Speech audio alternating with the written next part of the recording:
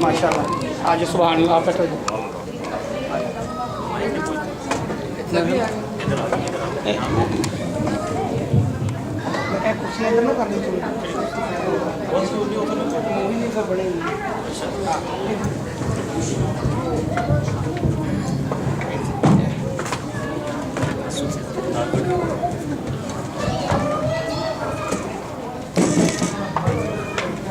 اچھا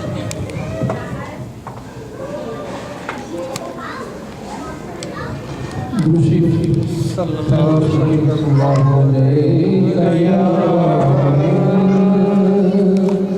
رسول اللہ وسلم علیہ حبیب اللہ صلی اللہ علیہ رسول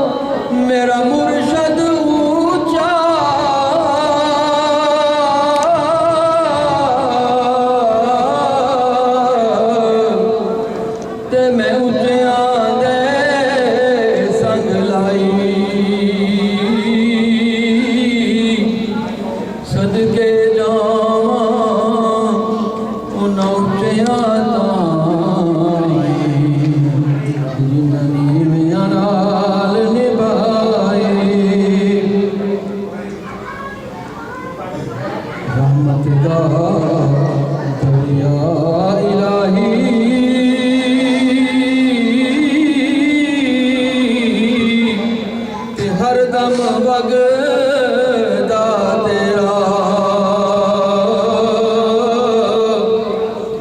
جے ایک قطرہ بخشے تے کم بن جاندا میرا تو بیلی تے سب جگ بیلی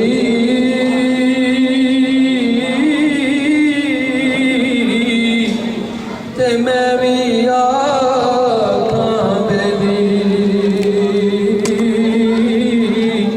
سجنا باج محمد بخشا سندی پئی اے حویلی لے او یار حوالے رب دے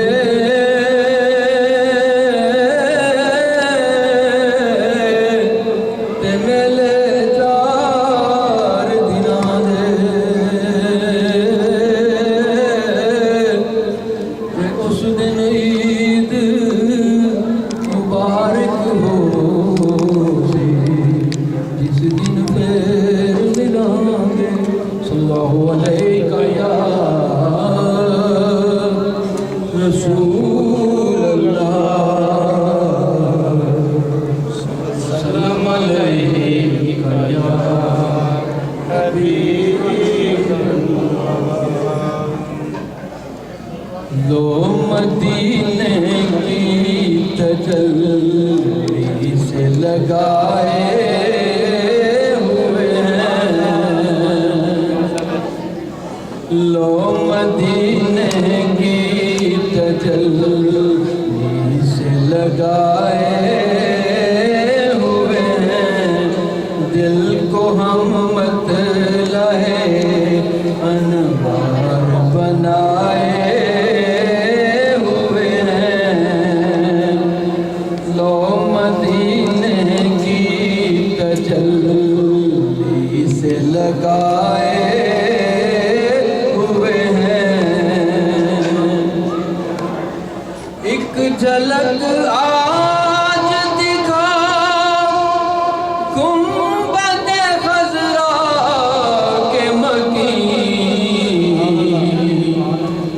ایک جھلک آج دکھا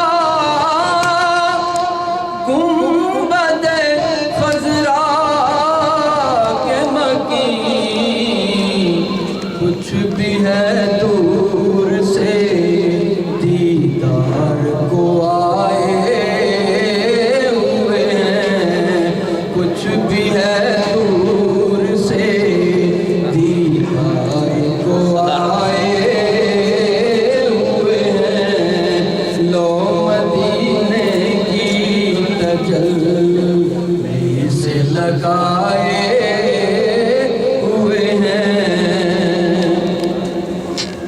کشتیاں اپنی کنارے سے لگائے ہوئے ہیں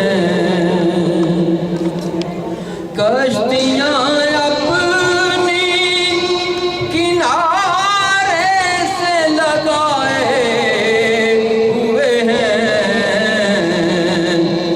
کیا وہ ڈوبے جو محمد کے ترائے ہوئے ہیں کیا وہ ڈوبے جو محمد کے ترائے ہوئے ہیں سر پہ رکھ دیجئے دست تجلی آقا سر پہ رکھ دیجئے دست تجلی آقا غم کے مارے ہیں زمانے کے ستائے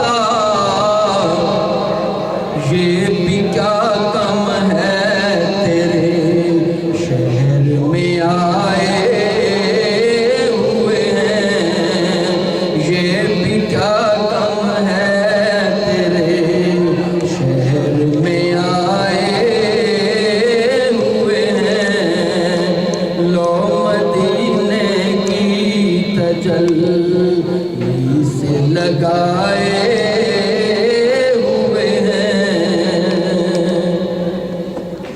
کاش دیوانہ بنا لے وہ بھی ہمیں اپنا.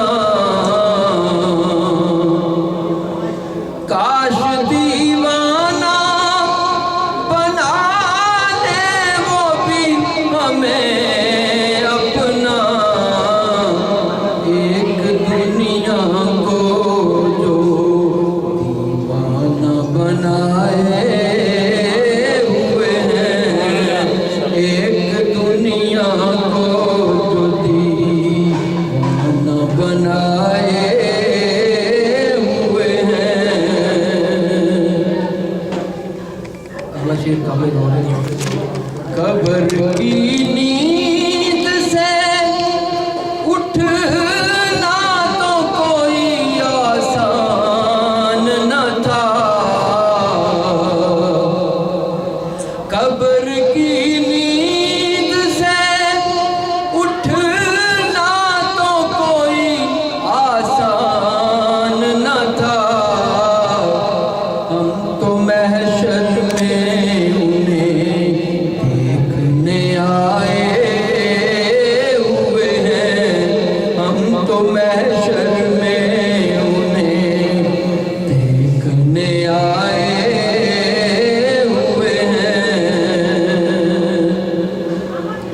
حاضر ہو ناظر ہو نور و بشر غیب کو چھوڑ.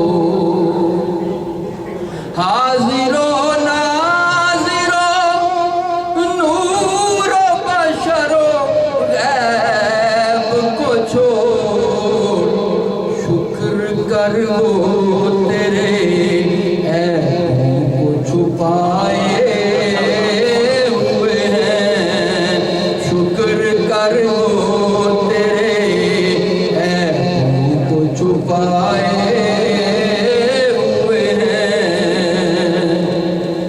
اور کیوں نہ پلڑا تیرے اعمال کا بھاری ہو نصیب.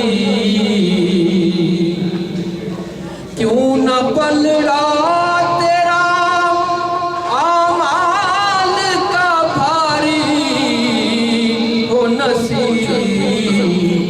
اب تو میزان پہ سرکار بھی آئے ہوئے ہیں. اب تو میزان پہ سرکار بھی آئے ہوئے ہیں. لو مدینے کی تجلی سے لگائے ہوئے ہیں.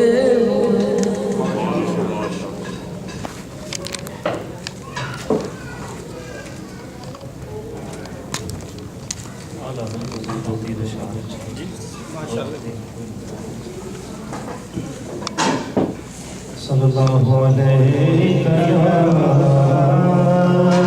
رسول اللہ وسلم علیہ یا حبیب اللہ. دنیا میں ہر آفت سے بچانا مولا. عقبا میں نہ کچھ رنج دکھانا مولا.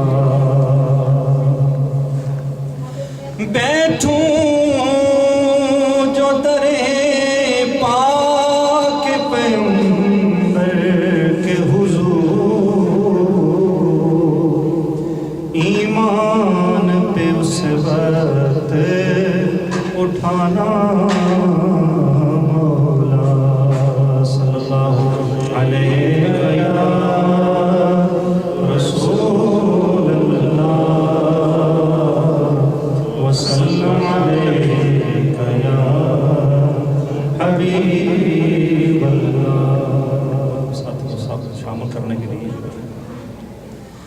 سب سے اولا والا ہمارا نبی، سب سے اولا والا ہمارا نبی، سب سے بالا والا ہمارا نبی، اپنے مولا کا پیارا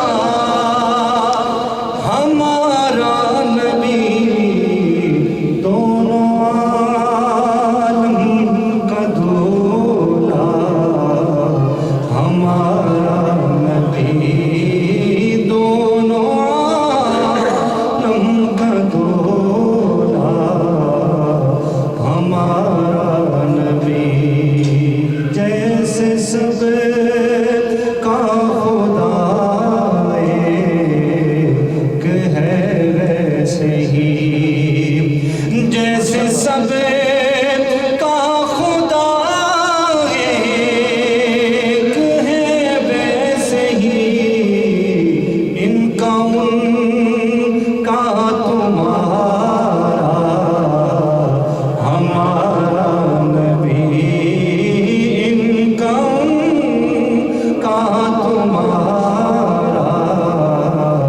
ہمارا نبی، غمزدوں کو رضا مجدہ دیجئے کہ ہے بے کسوں کا سہارا ہمارا نبی، بے کسوں کا سہارا ہمارا نبی، غمزدوں کو رضا مجدہ دیجئے کہ ہے بے کسوں کا سہارا ہمارا نبی، سب سے اولا والا ہمارا نبی، سب سے بالا والا ہمارا نبی۔ ہماری خصوصی بھی آج الحمدللہ ہمارے درمیان حضرت علامہ رضا الدین صدیقی دام برکاتہم القدسیہ موجود ہیں، اور دل اداس بھی ہے کہ روانگی بھی ہے کل واپسی، اتنا سا یہاں رہے، آپ نے بڑی اچھے اور احسن انداز میں لوگوں کو دلوں میں اللہ رب العزت اور اس کے پیارے محبوب کریم صلی اللہ علیہ وآلہ وسلم کی محبت کو ڈالا۔ اللہ رب العزت ان کا سایہ دے، ہمارے سب کو قائم و دائم فرمائے۔ اب انشاءاللہ مختصر وقت کے لیے مختصر ٹائم ہی ہے، کیونکہ اس کے بعد ہم نے ختم بھی کرنا ہے۔ دل تو چاہ رہا تھا شروع زدہ ہو، اور لیکن آج کوئی راضی ہو کی زیادہ ہی ہے، بعد اللہ کرم فرمائے جو آئے ہیں، اللہ رب العزت ہمارا آنا اپنے فرمائے۔ علامہ رضا الدین صدیقی دعوت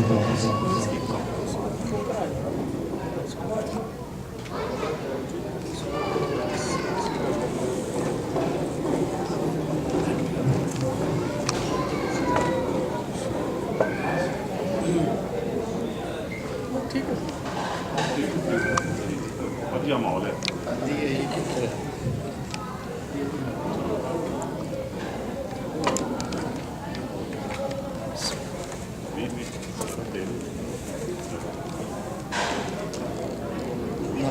نصلی علی رسول الکریم، اما بعد فاعوذ باللہ من الشیطان الرجیم، بسم اللہ الرحمن الرحیم، والذی بعث فی الأمیین رسولا منہم یتلو علیہم آیاتہ ویزکیہم ویعلمہم الکتاب والحکمہ وإن كانوا من قبل لفی ضلال مبین وآخرین منهم لما يلحقوا بهم وهو العزيز الحكيم صدق الله العظيم۔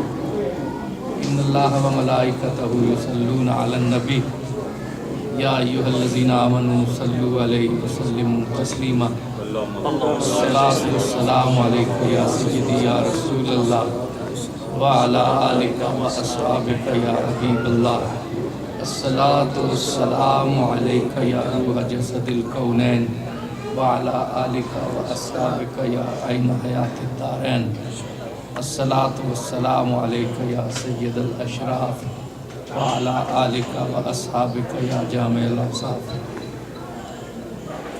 मखदूम मोहतशम जनाब फरतुल्लाह चीमा साहब सदर मजलिस, मखदूम मोहतशम जनाब एजाज हुसैन नक्शबंदी साहब, जुमला बराबराने वाला तबार,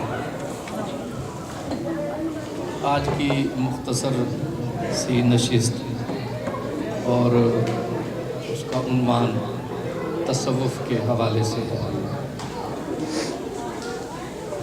नबी करीम सल्लल्लाहु अलैहि वसल्लम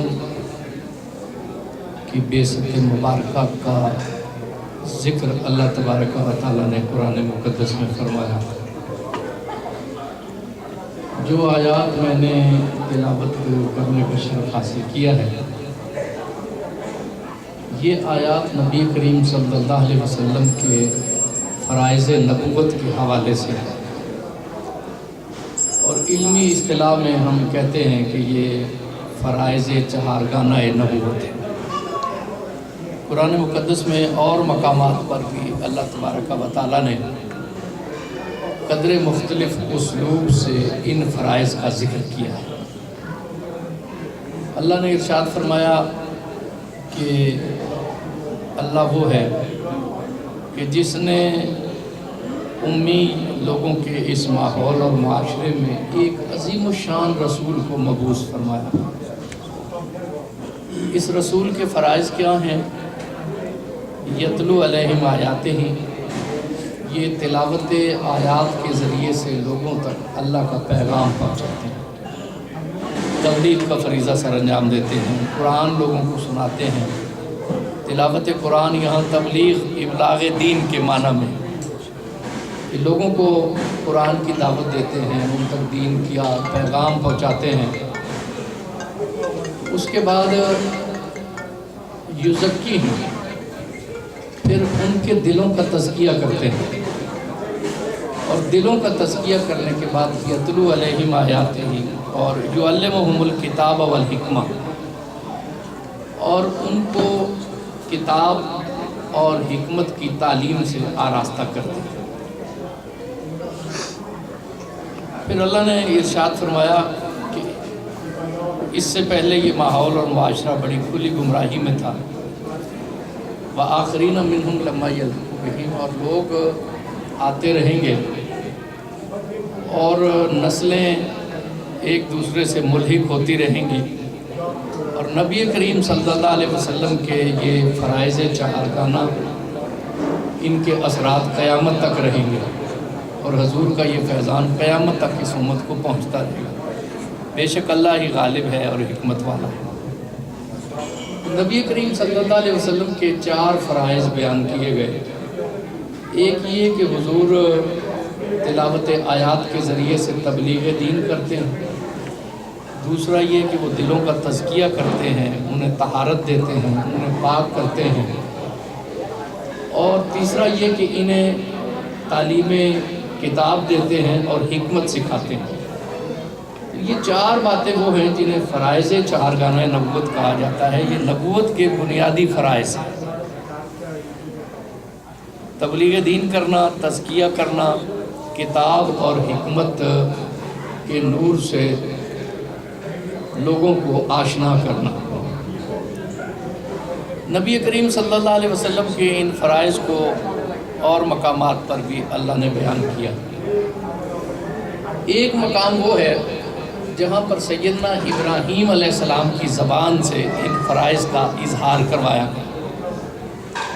और ये वक्त और माहौल वो था जब हज़रत इब्राहीम अलैहिस्सलाम को अल्लाह तबारक व तआला ने बैतुल्लाह शरीफ की तामीर का शर्फ़ अता किया। उन्होंने हज़रत इस्माईल अलैहिस्सलाम से मिलकर अल्लाह के घर को बनाया। फिर वो घर तामीर करने की सआदत हासिल करने के बाद उन्होंने बहुत सी दुआएं की। اس شہر کی آبادی کے لیے، اس گھر کی آبادی کے لیے، وہاں کے ماحول اور معاشرے کے امن کے لیے، ان کے رزق کے لیے۔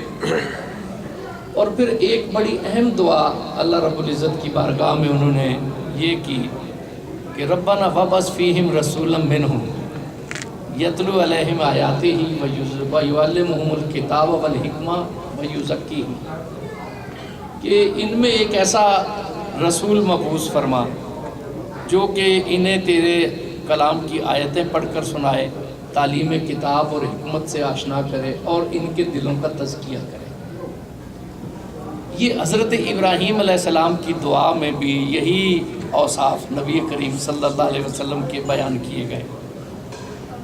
لیکن دیکھیں کہ جب اللہ نے ان اوصاف کے حامل رسول کو بھیجنے کا اعلان کیا، گویا کہ یہ ابراہیم علیہ السلام کی دعا کی قبولیت کا اعلان ہے۔ اللہ تبارک و تعالیٰ نے جو فرائض نبوت کی ترتیب ہے اس کو تبدیل فرمایا۔ حضرت ابراہیم کی ترتیب میں کیا ہے کہ تلاوت آیات، تعلیم کتاب و حکمت اور تزکیہ، لیکن اللہ کی ترتیب میں کیا ہے؟ تلاوت آیات، تزکیہ اور تعلیم کتاب و حکمت۔ حضرت ضیاء الامت پیر محمد کرم شاہ آذری فرماتے ہیں کہ اس کی وجہ یہ تھی کہ اللہ رب العزت اس چیز کا اظہار کرنا چاہتے تھے کہ کوئی یہ نہ سمجھے کہ وہ کتاب اور سنت کی تعلیم حاصل کرے گا۔ لوگ حکمت کو سنت کے معنوں میں لیتے ہیں تو اس سے اس کے دل کا تزکیہ ہو جائے گا، بلکہ تزکیہ کو اللہ نے اس لیے مقدم کیا کہ جب تک رسول کی نظر سے دل صاف نہیں ہوں گے اس وقت تک تمہیں کتاب اور حکمت کا فہم حاصل ہی نہیں ہو سکے۔ اس وقت تک کتاب اور حکمت کا فہم حاصل نہیں ہو سکے گا جب تک کہ رسالت کی نظر سے دل کا تزکیہ نہیں نصیب ہوگا۔ تیرے ضمیر پہ جب تک نہ ہو نزول کتاب، گرا کشا ہے نہ راضی نہ صاحب کشاف۔ دل پہ جب تک نزول کتاب نہ ہو تو اس وقت تفسیر سے یہ عقدے نہیں کھلتے، اور دل پہ نزول کتاب تب ہوتا ہے جب دل صاف ہو۔ پراگندہ دل پر، آلودہ دل پر، وہ دل جو کہ صاف نہ ہو، جس کا تزکیہ نہ ہو، اس پر کبھی نزول کتاب نہیں ہوتا۔ تیرے ضمیر پہ جب تک نہ ہو نزول کتاب، گرا کشا ہے نہ راضی نہ صاحب کشاف۔ کشاف ایک بہت بڑے مفسر ہے جو خاص طور پر لغت کی تحقیق کے حوالے سے جن کا بڑا حوالہ دیا جاتا ہے، اس حوالے سے ان کا تذکرہ ہوتا ہے۔ تو وہ کہتے ہیں کہ نہ راضی سے قرآن کا عقدہ کھل سکتا ہے، نہ صاحب کشاف سے قرآن کا عقدہ کھل سکتا ہے۔ اس وقت تک وہ بھی ممد و معاون نہیں ثابت ہو سکتے جب تک کہ دل صاف نہ ہو، ضمیر صاف نہ ہو، جب کہ باطن صاف نہ ہو۔ اور باطن صاف کہاں ہوتا ہے؟ نبی کریم صلی اللہ علیہ وسلم کی نظر سے۔ اور اللہ تبارک و تعالیٰ نے ارشاد فرمایا کہ وآخرین منہم لمحا یلحقوا بہم، ایسا نہیں ہوگا کہ حضور پردہ فرما جائیں گے اور بعد میں آنے والی نسلوں تک ان فرائض کا ابلاغ نہیں ہوگا۔ نبی کریم صلی اللہ علیہ وسلم کے مشکات نبوت کا فیضان جاری و ساری رہے گا، بعد میں آنے والے لوگوں کو بھی حضور کی بارگاہ سے اسی طرح تزکیہ اور تعلیم کتاب و حکمت کی دولت حاصل ہوتی رہے گی۔ سید محمود آلوسی فرماتے ہیں کہ اس میں اشارہ یہ ہے کہ اشارۃ الی عدم انقطاع فیض ہی صلی اللہ علیہ وسلم عن امتہ الی یوم القیامہ۔ اس آیت میں اس چیز کا اشارہ ہے کہ حضور اکرم صلی اللہ علیہ وسلم کا فیضان قیامت تک اس امت سے منقطع نہیں ہوگا۔ اور وہ کہتے ہیں کہ فیہ اشارۃ ایضا الی عدم انقطاع فیض الولی بعد ارتحالہ من دار الکثافۃ والفناء الی دار التجرد والبقاء، کہ اس میں یہ بھی اشارہ ہے کہ اللہ کا ایک ولی بھی دنیا سے چلا جاتا ہے، اس دار کثافت و فنا سے وہ دار تجرد و بقا کی طرف کوچ کر جاتا ہے۔ اس کا فیضان بھی دنیا سے جانے کے بعد منقطع نہیں ہوتا، اس لیے کہ اس کا فیضان بھی فیضان نبوت کا ایک حصہ ہے۔ اس نے بھی مشکات نبوت سے روشنی لی ہے۔ جس طرح حضور کا فیضان قیامت تک اس امت سے منقطع نہیں ہوگا، اس طرح جو مشکات نبوت سے بہرہ یاب ہوگا اس کا فیضان بھی قیامت تک اس امت سے منقطع نہیں ہوگا۔ تو نبی کریم صلی اللہ علیہ وسلم کے فرائض میں جو اہم فریضہ ہے تعلیم کتاب کے دعوت کے بعد، تلاوت آیت کے بعد، وہ کیا ہے؟ دل کا تزکیہ کرنا، کہ دل صاف ہو جائے۔ دل صاف ہوں گے تو پھر فہم کتاب بھی ہوگا، فہم سنت بھی ہوگا۔ انسان کتاب و سنت کی روح سے اس وقت تک آشنا نہیں ہو سکتا جب تک کہ دل صاف نہ ہو۔ اس سے پہلے یہ علم صرف حرف شناسی تو ہوں گے لیکن باطن میں گداز پیدا نہیں کریں گے، یہ باطن میں للہیت پیدا نہیں کریں گے، اخلاص پیدا نہیں کریں گے۔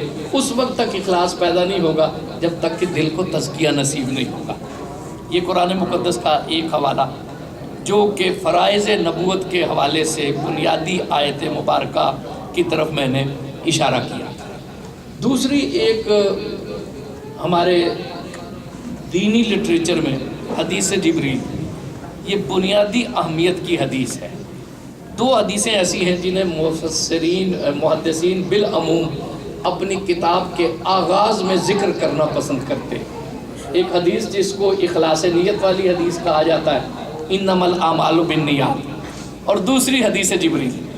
یہ وہ دو احادیث مبارکہ ہیں کہ محدثین اپنی کتاب کا آغاز ان احادیث مبارکہ سے، ان دو میں سے کسی ایک حدیث سے کرنا چاہتے ہیں۔ بالعموم ان کا طریقہ ہے، اور یہ دونوں حدیثیں جو ہیں وہ دین کے معاملے میں بنیادی اہمیت رکھتی ہیں۔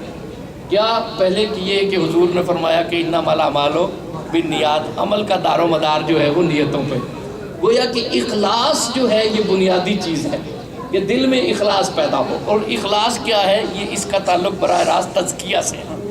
اور دوسری حدیث کریمہ جو ہے وہ ہے حدیث جبرائیل۔ حدیث جبرائیل کیا ہے؟ میں اختصار کے ساتھ اس کو بیان کرتا ہوں۔ ہر تقریباً محدث نے اس حدیث کو نقل کیا۔ حدیث جبریل ایسی ہے کہ جسے آپ یہ کہیں کہ اس کو ایک تواتر کی حیثیت حاصل ہے تو یہ کہنا بھی بجا ہوگا، کیونکہ ہر محدث نے اس کا ذکر کیا ہے اور یہ دین کی بنیادی احادیث میں ہے۔ کچھ نے اختصار سے اس کا ذکر کیا اور کچھ نے پورے ماحول کے ساتھ تفصیل سے جزیات کے ساتھ اس کا ذکر کیا، لیکن میں اختصار کے ساتھ اس کے بنیادی جو مباحث ہیں ان کا صرف نام لیتا ہوں۔ حدیث جبریل میں جبریل امین ایک بشری صورت میں صحابہ کرام کی مجلس میں ظاہر ہوئے، اور حضرت عمر نے اور دیگر بہت سے صحابہ نے اس کی روایت کی، اور روایت میں وہ یہ کہتے ہیں کہ ایک شخص جو کہ اجنبی تھا لیکن کپڑے اس نے بہت سفید پہنے ہوئے تھے، بال اس کے بہت سیاہ تھے، وہ بڑے ادب سے نبی کریم صلی اللہ علیہ وسلم کی محفل میں حاضر ہوا اور ایک ایک قدم پہ حضور سے اجازت لیتا ہوا حضور کی خدمت میں آیا، اور پھر بڑے احترام سے نبی پاک صلی اللہ علیہ وسلم کے زانو سے زانو ملا کر وہ شخص بیٹھ گیا، اور پھر اس نے نبی کریم صلی اللہ علیہ وسلم سے سوال کیا کہ یا رسول اللہ ایمان کیا، یا رسول اللہ اسلام کیا، یا رسول اللہ احسان کیا، یا رسول اللہ قیامت کب آئے گی، اور پھر کہ علامات قیامت کیا ہیں۔ 5 سوال جبریل امین نے نبی کریم صلی اللہ علیہ وسلم سے کیے، اور جب حضور جواب دیتے تو وہ تصدیق کرتے کہ آپ نے بجائے ارشاد فرمایا۔ حضرت عمر کہتے کہ ہم حیران ہوتے کہ سوال بھی یہ کر رہے ہیں اور جواب کے بعد یہ تصدیق کر رہے ہیں کہ بجائے ارشاد فرمایا۔ تو اس کے بعد جب وہ اجازت لے کر چلے گئے تو نبی کریم صلی اللہ علیہ وسلم نے ارشاد فرمایا کہ یہ جبریل علیہ السلام تھے جو تمہیں دین سکھانے کے لیے آئے تھے۔ تو 5 سوال اس حدیث پاک میں بنیادی ہیں کہ ایمان کیا ہے۔ نبی کریم صلی اللہ علیہ وسلم نے فرمایا کہ ایمان یہ ہے کہ اللہ کو مانو، رسولوں کو مانو، کتابوں کو مانو، فرشتوں کو مانو، آخرت کے دن کو مانو، اور تقدیر کو من جانب اللہ مانو۔ پھر پوچھا کہ اسلام کیا ہے؟ حضور نے فرمایا کہ کلمہ طیبہ کے اعلان اور اقرار کے بعد نماز پڑھنا، زکوٰۃ دینا، روزہ رکھنا، استطاعت کی صورت میں حج کرنا، یہ اسلام ہے۔ عملی طور پر کیسے؟ ایمان تو نظریے سے نظریاتی وابستگی کا نام ہے نا، اور عملی طور پہ مسلمان کون ہے؟ جو کہ ان 5 ارکان اسلام کی پابندی کرتا ہے۔ پھر جبریل امین نے تیسرا سوال یہ کیا کہ احسان کیا ہے۔ اب یہ دیکھیے کہ احسان حسن سے ہے، احسان حسن سے ہے، کہ تیسرا سوال یہ ہے کہ جو مسلمان ہے اس کے کردار و عمل میں، اس کے معاملات زندگی میں، اس کے ایمان میں اور اس کے اسلام میں حسن کیسے پیدا ہوتا ہے۔ یہ ایک اہمیت کی حامل سمجھنے کی بات ہے جس پہ اب ہم کم زور دینے لگے ہیں کہ دین اسلام کی بنیادی حدیث جو جبریل امین ہے، اس میں تیسرا سوال ہے نبی کریم صلی اللہ علیہ وسلم سے کہ احسان کیا ہے۔ احسان کو ہم بالعموم اب ڈسکس ہی نہیں کرتے، ہم کہتے ہیں کہ ایمان یہ ہے اور اسلام یہ ہے، اس پہ گفتگو بھی ہوتی ہے، اس پہ تقریریں بھی ہوتی ہیں۔ تیسرا سوال احسان جو ہے وہ ہماری مجالس میں موضوع بحث کیوں نہیں آتا، جبکہ جبریل امین کے پوچھنے سے مقصود ہی یہ تھا کہ اللہ نے محض ایمان پہ اکتفا نہیں کروایا اور صرف اسلام پہ اکتفا نہیں کروایا، بلکہ اللہ کی ذات والا تبار یہ چاہتی ہے کہ ایمان میں حسن ایمان آئے اور اسلام میں حسن اسلام سے، کیونکہ احسان کا سوال کیا گیا نا کہ احسان کیا ہے۔ اللہ کی ذات چاہتی ہے کہ ایمان میں حسن ایمان آئے اور اسلام میں حسن اسلام آئے۔ صرف ایمان کافی نہیں ہے بلکہ حسن ایمان ہے، صرف اسلام کافی نہیں ہے بلکہ حسن اسلام ہو۔ تو حسن کا سوال کیا گیا نا کہ معاملات میں حسن آئے، احسان کیا ہے؟ نبی کریم صلی اللہ علیہ وسلم نے ارشاد فرمایا احسان یہ ہے کہ ان تعبد اللہ کأنک تراہ وإن لم تکن تراہ فإنہ یراک۔ احسان یہ ہے کہ تم اللہ کی بندگی ایسے کرو گیا کہ اسے دیکھ رہے ہیں، اور اگر یہ مقام مشاہدہ ممکن نہیں ہے تو کم از کم یہ ہو کہ اللہ تمہیں دیکھ رہا ہے، جی اللہ تمہیں دیکھ رہا ہے۔ اگر اللہ تمہاری نظر میں نہیں ہے مشاہدے کے ساتھ تو کم از کم یہ ہو کہ تم اللہ کی نظر میں، یا تو تمہاری نظر اللہ پہ ہو نا۔ ہر یہ لفظ جو ہے وہ یہ چونکہ یہ ایک ایسا نازک مقام ہے کہ جو لفظ ہمارے پاس وہ نازک لفظ نہیں ہے کہ ہم اس کی تشریح کر سکیں کہ اللہ کو، اب حضور کے اپنے الفاظ ہیں کاننا کا ان تعبد اللہ کاننا کا تراہ، کہ تم اس طرح اللہ کی بندگی کرو گویا کہ اسے دیکھ رہے ہیں۔ تو یہ کوئی کیفیت تو مشاہدہ کی ہے نا، کوئی کیفیت تو حضوری کی ہے، کوئی تو باطن میں راز کھلتا ہے، ورنہ نبی کریم صلی اللہ علیہ وسلم یہ بات کیوں کہتے ہیں؟ اگر باطن پہ کوئی مکشوف نہ ہونا ہوتا، کوئی باطن پہ تجلی آشکار نہ ہونی ہوتی تو نبی کریم صلی اللہ علیہ وسلم دین کی بنیادی حدیث میں اس کا ذکر کیوں کرتے؟ لیکن ہمارے پاس اس کو تعبیر کرنے کے لیے مناسب الفاظ ہی نہیں ہیں کہ اس نزاکت احساس کو کن نازک الفاظ میں بیان کیا کہ کم از کم یہ ہو کہ تمہاری نظر اللہ پہ ہو، اور اگر یہ کیفیت میں تم نہیں پہنچ سکے تو کم از کم یہ کیفیت ہو کہ اللہ کی نظر مجھ پہ، ہر وقت تمہیں یہ احساس ہو کہ میں کسی کی نظر میں ہوں، اور کس کی نظر میں ہوں؟ میں اللہ کی نظر میں ہوں۔ محمود کیفیت کیا ہے کہ تمہاری اپنی نظر اللہ پہ ہو ہر وقت، اور اگر یہ مقام محمود حاصل نہیں ہے تو کم از کم یہ ہو کہ میں اللہ کی نظر میں ہوں۔ اب یہ کیا ہے؟ یہ احسان ہے۔ اب یہ دیکھیے کہ یہ تزکیے کے بغیر اور اخلاص نیت کے بغیر یہ کیفیت حاصل نہیں ہو سکتی۔ پانچواں سوال تھا کہ قیامت کب آئے گی؟ نبی کریم صلی اللہ علیہ وآلہ وسلم نے ارشاد فرمایا کہ جو سائل ہے اور جو مسئول ہے یہ دونوں اس بارے میں ایک جیسا جانتے ہیں۔ ظاہر ہے قیامت کا ایک دن ہے نا، جب وہ ایک دن ہے تو اگر سائل کو اللہ نے علم دیا ہے تو وہ بھی اتنا ہی جانتا ہے، مسئول کو علم دیا ہے تو وہ بھی اتنا ہی جانتا ہے۔ اس کا اظہار یہ تھا کہ گویا کہ اس دن کے اظہار کو مناسب نہیں سمجھا گیا، بڑے پردہ خفا میں جواب دیا گیا کہ سائل اور مسئول اس کے بارے میں برابر جانتے ہیں۔ یہ لا علمی نہیں ہے۔ حضور نے یہ نہیں فرمایا کہ میں نہیں جانتا کہ قیامت کب ہے، حضور نے فرمایا کہ سائل بھی اتنا ہی جانتا ہے جتنا کہ مسئول جانتا ہے، جی چونکہ یہ ایک دن ہے نا۔ اگر اس دن کا علم جبریل کو دیا گیا ہے اور رسول اکرم صلی اللہ علیہ وسلم کو بھی دیا گیا ہے تو دونوں اس دن کے بارے میں برابر ہی جانتے ہیں نا، کیونکہ جب ایک دن کا تعین ہو گیا تو اس دن کو سب برابر ہی جانتے ہیں۔ ہمیں یہ تحقیق سے پتہ چلا کہ 12 ربیع الاول نبی کریم صلی اللہ علیہ وسلم کی ولادت کا دن ہے، تو 12 ربیع الاول کو سب ایک ہی جتنا جانتے ہیں نا، اس میں کسی کا علم نہ زیادہ ہے نہ کم ہے۔ ہمیں یہ پتہ چلا کہ 11 تاریخ کو ہماری نشست ہونی ہے تو 11 کو سب برابر ہی جانتے ہیں نا۔ یہ میں نے اس لیے اظہار کر دیا کہ کچھ لوگ یہاں علم اور لا علمی کی بحث چھیڑ دیتے ہیں، یہاں علم اور لا علمی کی تو بحث ہے ہی نہیں۔ پھر حضور سے جبریل امین نے عرض کی کہ پھر یہ کیجئے کہ قیامت کی علامات بتا دیجئے، اور نبی کریم صلی اللہ علیہ وسلم نے قیامت کی کچھ علامات بیان کی، لیکن چونکہ موضوع جو ہے وہ اس وقت جبریل، حدیث جبریل کو میں نے احسان کی طرف اشارہ کرنے کے لیے بیان کیا کہ جو جبریل امین کی فرائض نبوت میں ایک اہم فریضہ ہے تزکیہ۔ 4 فریضوں میں، اور حدیث جبریل کے جو 5 سوال تھے اس میں جو تیسرا سوال ہے درمیان والا، وہ ایک اہم سوال یہ ہے کہ احسان کیا ہے۔ یہ تزکیہ اور احسان ہی در حقیقت تصوف ہے۔ نبی کریم صلی اللہ علیہ وآلہ وسلم کی شخصیت جامع ہے۔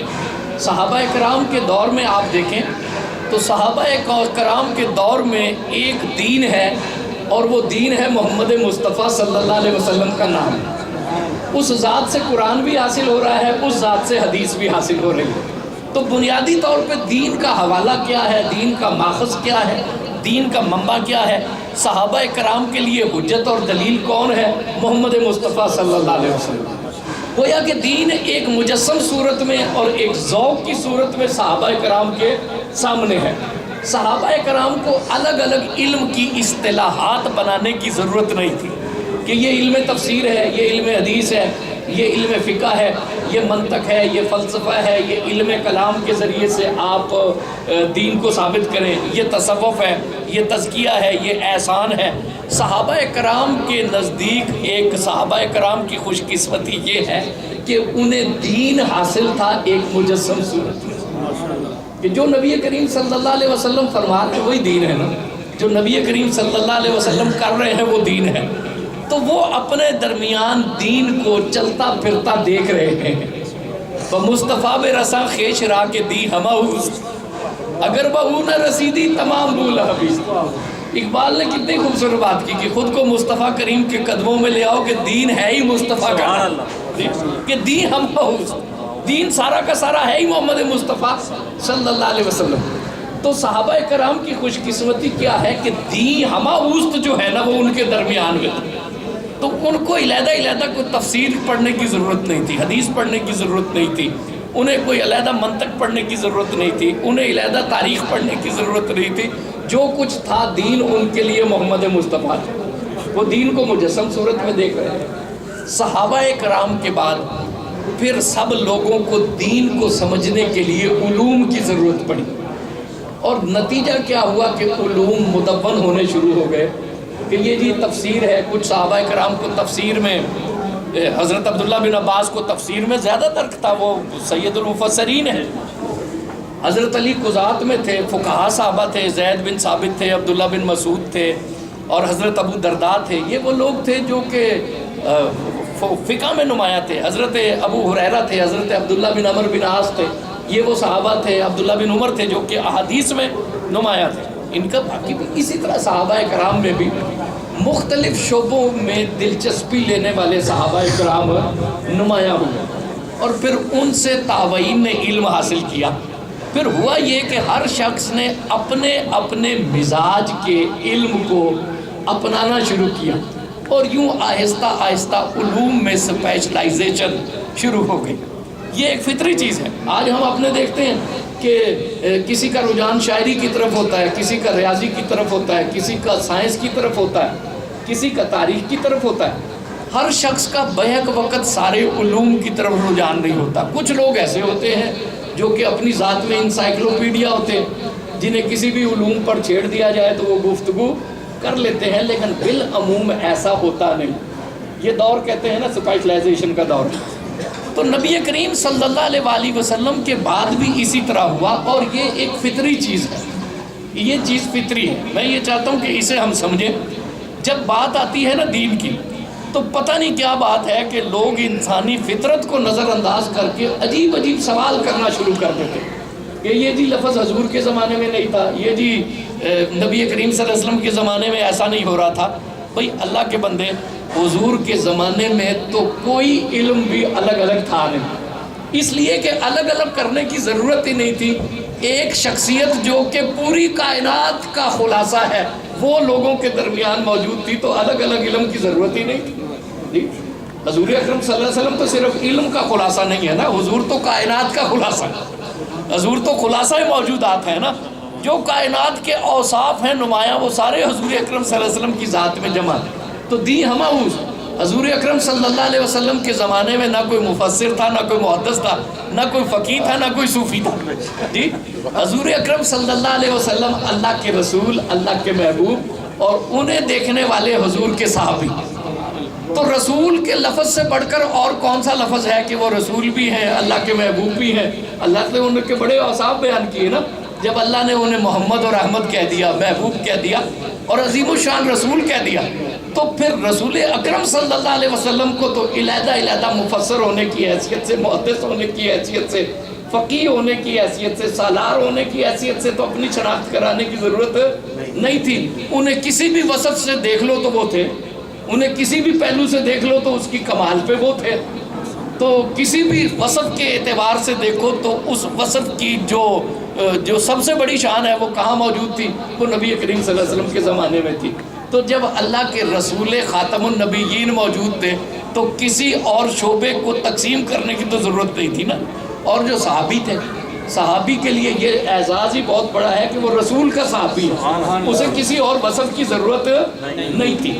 لیکن دیکھیں کہ جیسے ہی زمانہ رسالت میں آپ صلی اللہ علیہ وسلم اپنی فیضان ظاہری کے ساتھ اختتام ہوتا ہے، صحابہ کرام میں بھی شناخت بننی شروع ہو گئی کہ یہ سید المفسرین ہے، یہ فقیہ ہے، یہ محدث ہیں۔ صحابہ میں بھی دیکھیں نا کہ یہ سپیشلائزیشن شروع ہو گئی، تو یہی سپیشلائزیشن تابعین میں گئی، تو جو مفسر تھے وہ مفسر ہو گئے، جو محدث تھے وہ محدث ہو گئے، جو فقیہ تھے وہ فقیہ ہو گئے، اور جن لوگوں کا رجحان عبادت کی طرف تھا، اخلاص کی طرف تھا، جنہوں نے نبی کریم صلی اللہ علیہ وسلم کی صفت تزکیہ پہ چوکی ڈالی اور حضور کے فیضان باطنی کو امت میں آگے بڑھانے کا مشن اپنے ذمہ لیا، جن کا یہ ذوق عبادت کا، ریاضت کا، تزکیے کا تھا، ان کو امت نے صوفی کہنا شروع کر دیا، ان کو امت نے صوفی کہنا شروع کر دیا۔ یہ بحث ہی یہ جو ہے وہ خام خواہ کی ایک بحث ہے کہ یہ لفظ زمانہ رسالت مآب میں تھا یا نہیں تھا، زمانہ رسالت مآب میں مفسر کب تھا، زمانہ رسالت مآب میں محدث کب تھا، زمانہ رسالت مآب میں مجتہد کب تھا، زمانہ رسالت مآب میں متکلم کب تھا، زمانہ رسالت مآب میں فقیہ جو ہے وہ کب تھا۔ تو ایک لفظ صوفی کے اوپر ہی کیا افتاد آئی ہوئی ہے کہ اس کے بارے میں سوال ہوتا ہے کہ یہ زمانہ رسالت مآب میں کب تھا جی، زمانہ رسالت مآب میں کون سا لفظ تھا؟ اور دیکھیے کہ زمانہ رسالت مآب میں کسی اور لفظ کی ضرورت ہی نہیں ہے، حضور کے صحابی ہونے سے بڑا کون سا لقب؟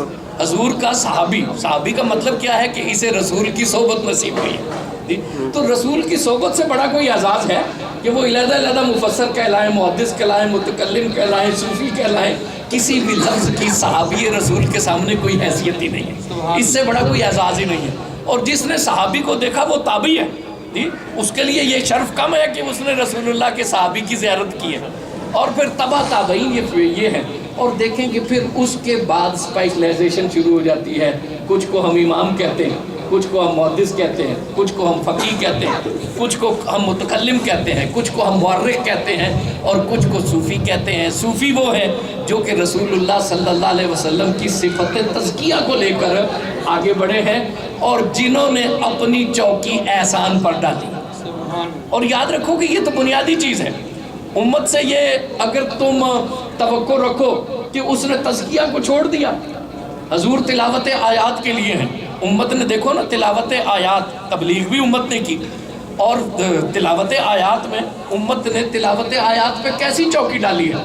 آج دیکھیں سبع عشرہ کی قرات ہیں، قاری حضرات پڑھتے ہیں تو کتنی نزاکتوں سے اور کتنے حسن سے اور کتنی خوبصورتی سے وہ تلاوت آیات کرتے ہیں۔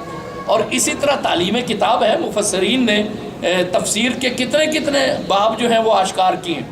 اسی طرح حکمت کو اگر حدیث و سنت کو ہو تو حدیث کو بھی امت نے مدون کیا، اور فقہ کو بھی حدیث نے امت نے مدون کیا۔ اس طرح حکمت سے تعلق رکھنے والی ہر چیز کو امت نے مدون کیا۔ تو کیا یہ امت تزکیے کو چھوڑ دیتی؟ کیا اس امت سے یہ توقع تھی کہ جو رسول اللہ صلی اللہ علیہ وسلم کی ایک چیز کو محفوظ کر رہی ہے وہ امت رسول اللہ کی تزکیے کی صفت کو چھوڑ دے گی اور احسان کی صفت کو چھوڑ دے گی؟ اس امت نے نہ تزکیے کی صفت کو چھوڑا نہ احسان کی صفت کو چھوڑا، اس امت نے اس کو تصوف کی صورت میں مدون کیا، تصوف کی صورت میں مدون کیا۔ اور حضور جو تزکیہ کرتے ہیں، دیکھیے ایک حدیث شریف، بات کو چونکہ پھیلانا مقصود نہیں ہے، یہ سارے قرآن میں تزکیہ ہی، حضور کی ساری حدیثیں تزکیہ قلب کے لیے، نبی کریم صلی اللہ علیہ وسلم کی خدمت میں ایک صاحب حاضر ہوئے. انہوں نے عرض کی کہ یا رسول اللہ صلی اللہ علیہ وسلم افضل الاعمال کیا ہے؟ وہ عمل جو سب عمل سے افضل ہو، عملوں سے افضل ہو، وہ کیا ہے؟ حضور اکرم صلی اللہ علیہ وسلم نے انہیں فرمایا کہ کلمہ طیبہ کا ورد کرنا افضل الاعمال ہے. پھر ایک موقع پر ایک صاحب حاضر ہوئے. انہوں نے نبی کریم صلی اللہ علیہ وسلم سے استفسار کیا کہ یا رسول اللہ افضل الاعمال کیا؟ حضور نے فرمایا کہ والدین کی خدمت کرنا سب اعمال سے افضل ہے. پھر تیسرے موقع پہ ایک صاحب نے سوال کیا. حضور نے انہیں فرمایا کہ حج کرنا افضل الاعمال ہے. چوتھے موقع پہ ایک صاحب نے یہی سوال کیا تو حضور نے فرمایا کہ جہاد پہ جانا افضل الاعمال. اب دیکھیے سوال یہ ہے کہ سوال ایک ہے اور حضور اکرم صلی اللہ علیہ وسلم کا جواب ہر دفعہ مختلف ہے. کیا ایسا ہے کہ حضور دین کے افضل عمل کو فراموش کر دیتے ہیں، ایک دفعہ اور جواب دیتے ہیں، دوسری دفعہ اور جواب دیتے ہیں؟ اگر حضور ان چیزوں کو فراموش کر دیں تو پھر یاد کون رکھے گا؟ ایسی بات نہیں. بات یہ ہے کہ ہم دیکھ رہے ہیں سوال کو، اور نبی کریم صلی اللہ علیہ وسلم کو اللہ نے نظر دی ہے جو دلوں کا تزکیہ کرتی ہے، جو باطن کو صاف کرتی ہے. حضور صرف سوال کو نہیں دیکھتے، حضور سائل کو بھی دیکھتے. حضور سائل کو بھی دیکھتے.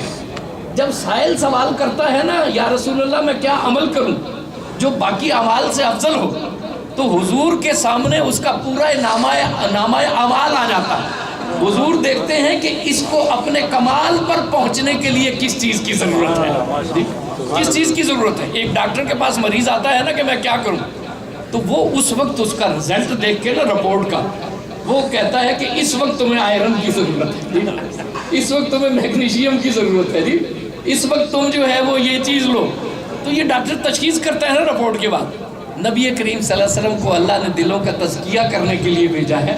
جب آپ سے کوئی عمل کا سوال کرتا ہے نا تو آپ اس کے اعمال کو دیکھ کر یہ طے کرتے ہیں کہ سائل کو اس وقت کس خوراک کی ضرورت ہے، اس وقت کس خوراک کی ضرورت ہے.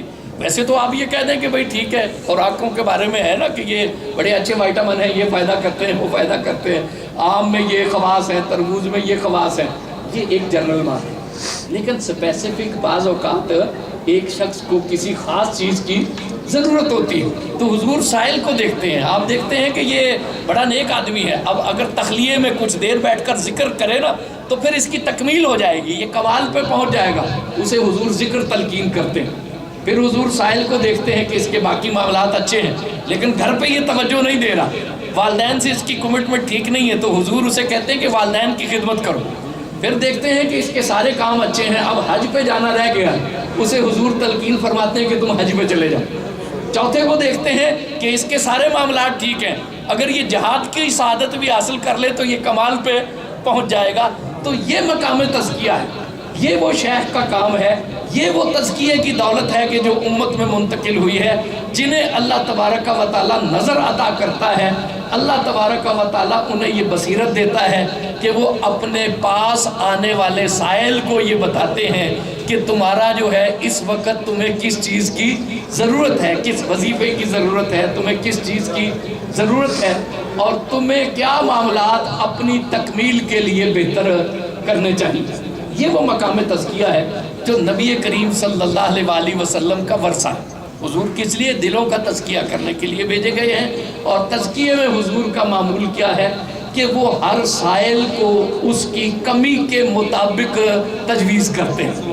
ہر سائل کو اس کی کمی کے مطابق تجویز کرتے ہیں. جس کا تصفیہ اخلاق نہیں ہے اس کے اخلاق درست کرتے ہیں، جس کے باطن کے معاملات. اور یہ دیکھیں ابو بکر القطانی نے بڑی خوبصورت بات کی. انہوں نے فرمایا کہ تصوف صفا اور مشاہدہ کا نام ہے. یہ ایک انتہائی خوبصورت جامع تعریف ہے کہ تصوف کیا ہے، صفا اور مشاہدہ. صفا کیا ہے؟ یہ اخلاق درست ہو جائیں، رویے درست ہو جائیں، باطن بھی درست ہو جائے، اور پھر باطن میں وہ صفائی پیدا ہو کہ اس کے آئینہ قلب میں وہ مشاہدے کا مقام آ جائے کہ گویا کہ تم اللہ کو اپنی آنکھوں کے سامنے دیکھ رہے ہو. یہ کم از کم حضوری کی یہ کیفیت ہو کہ اللہ تمہیں دیکھ رہا ہے. اور یہ کیفیت کیسے؟ حدیث شریف میں حدیث بیان کرتا ہوں.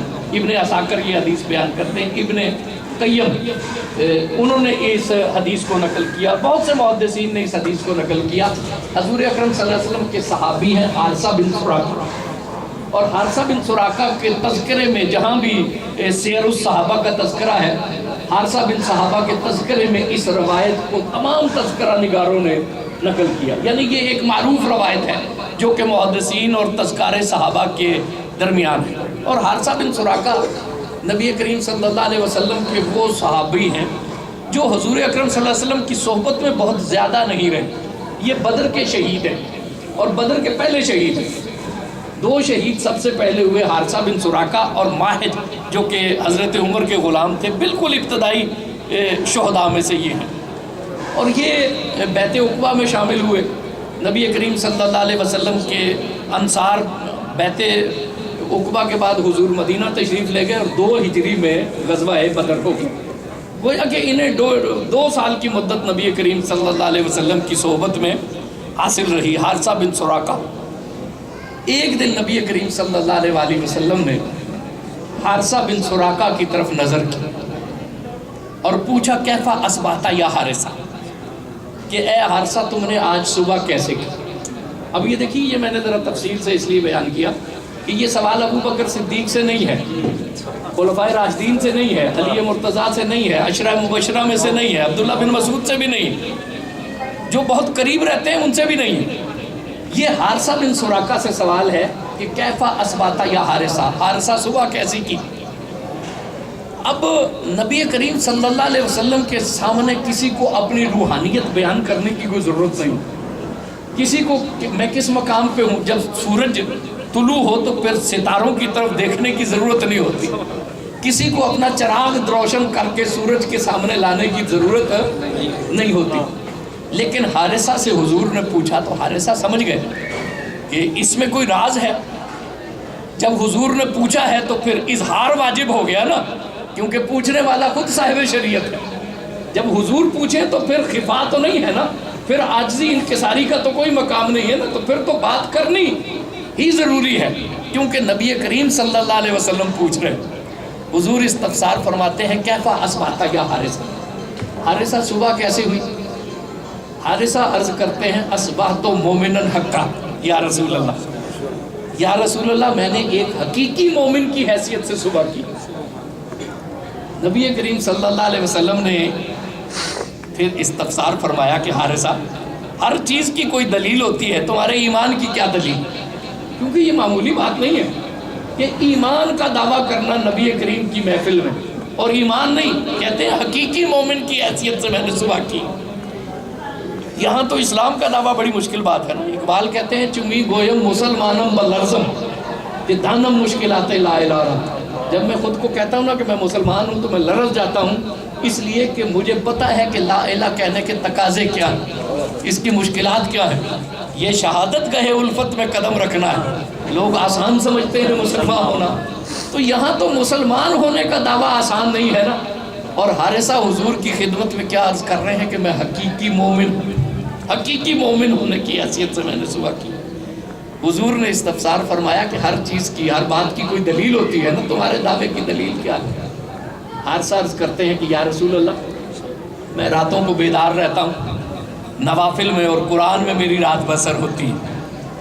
دن کو میں روزے رکھتا ہوں آپ کی اتباع میں، بھوک اٹھاتا ہوں، مجاہدہ کرتا ہوں. اور اس مجاہدے کے بعد پہلے کیا بیان کیا انہوں نے؟ مجاہدے کو، صفا کو بیان کیا کہ میں صفا کی منزل پہ چلا ہوں، مجاہدہ کر رہا ہوں.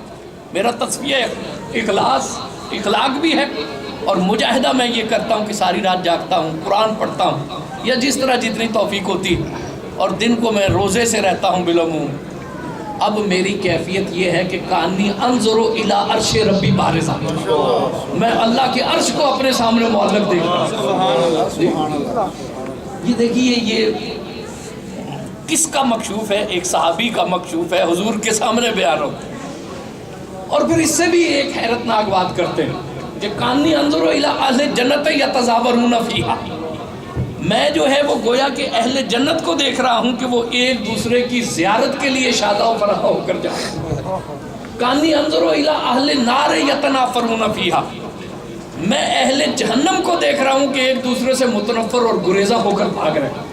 یہاں تو ایک دوسرے سے دوستی کرتے تھے نا کہ بھی کس دعوت پہ جا رہے ہو، کہاں جا رہے ہو، کیا محفل ہے، اور وہاں ایک دوسرے پہ نظر پڑے گی نا تو گریزہ ہو کے بھاگیں گے کہ تو ہی وہ مردود تھا جس نے مجھے اس عذاب میں پھنسایا، کاش تیری بات میں نہ مانتا، تیرا مشورہ میں نہ مانتا۔ جی یہاں تو بڑے خوش ہوں گے نا کہ بھی آج کا پروگرام کیا جی، اور بڑی بات ہے کہ جی مجھے آپ یہاں لے آئے، لیکن وہاں ایک دوسرے سے گریزہ ہوں گے۔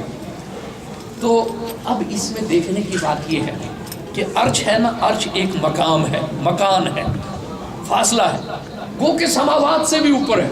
یہ جو کچھ ہم دیکھتے ہیں یہ خلا ہے، یہ افلاک ہے، یہ جو ہے نا کہ سورج چوتھے آسمان پہ ہے، اور یہ سب یہ افلاک ہیں، وہ چوتھے فلک پہ ہے، چوتھے سماوات پہ نہیں ہے۔ ہم چونکہ اردو میں ترجمہ آسمان کر دیتے ہیں، فلک کا بھی اور سماوات کا بھی۔ تو یہ منزلیں ہیں، مدارج ہیں خلا کے۔ جو سماوات ہے، سماوات کو آپ کسی دوربین سے نہیں دیکھ سکتے، کسی رصدگاہ سے نہیں دیکھ سکتے، کیونکہ سماوات کا معاملہ نور کا معاملہ ہے۔ انہیں اس وقت دیکھ سکتے ہیں جب آنکھ میں نور آئے تزکیے کی، جب باطن میں احسان پیدا ہو جائے۔ سماوات کو کوئی نہیں دیکھ سکتا۔ یہ سب کیا ہے؟ یہ سب جو ہے وہ وسط افلاک ہے، یہ سب خلا ہے۔ ستارہ کیا میری تقدیر کی خبر دے گا جو خود فراخی افلاک میں ہے خار و زبور۔ یہ سب افلاک کی فراخی ہے جو ہمیں نظر آ رہی ہے، یہ سماوات نہیں ہے۔ یہ ترجمہ کرنے کی وجہ سے گڑبڑ ہو جاتی ہے۔ سماوات کو صرف نور سے دیکھا جا سکتا ہے، چونکہ سماوات نور ہے۔ حارثہ کیا کہہ رہے ہیں کہ میں پہلے آسمان سے، دوسرے آسمان سے بھی اوپر عرش کو اپنے سامنے معلق دیکھ رہا ہوں۔ اب عرش کہاں ہے؟ عرش کو دیکھنا کوئی معمولی بات نہیں، لیکن بات یہ ہے کہ عرش ایک سپیس ہے، ایک مقام ہے جسے وہ آج دیکھ رہے ہیں۔ اس سے بھی حیرت کی بات وہ کہتے ہیں کہ میں جنت میں جنتیوں کو دیکھ رہا ہوں، جہنم میں جہنمیوں کو دیکھ رہا ہوں۔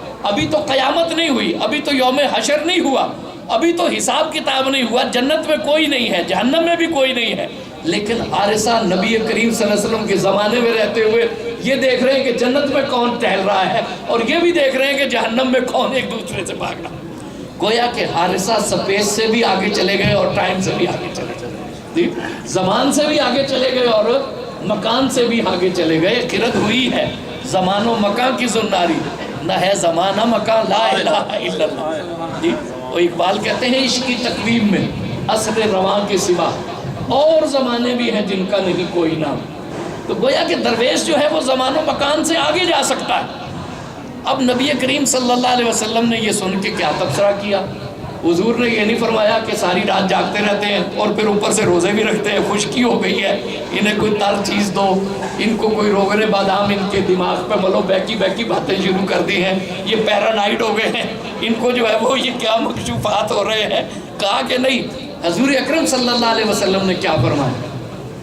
حضور نے فرمایا سبحان اللہ، رجل نور اللہ قلبہ، یہ عرصہ طریقت کا وہ شاہسوار ہے، یہ وہ جواں مرد ہے جس کا دل اللہ نے منور کیا، اس کا دل اللہ نے منور کیا۔ دوسری روایت میں آتا ہے کہ حضور نے فرمایا کہ حارثہ نے حقیقت کو پا لیا، اے حارثہ اب اس پہ استقامت اختیار کرنا، اللہ اللہ کرتے رہنا تاکہ یہ کیفیت جو ہے وہ تم سے رخصت نہ ہو جائے، اس پہ استقامت اختیار کرنا، اس راستے پہ گامزن رہنا۔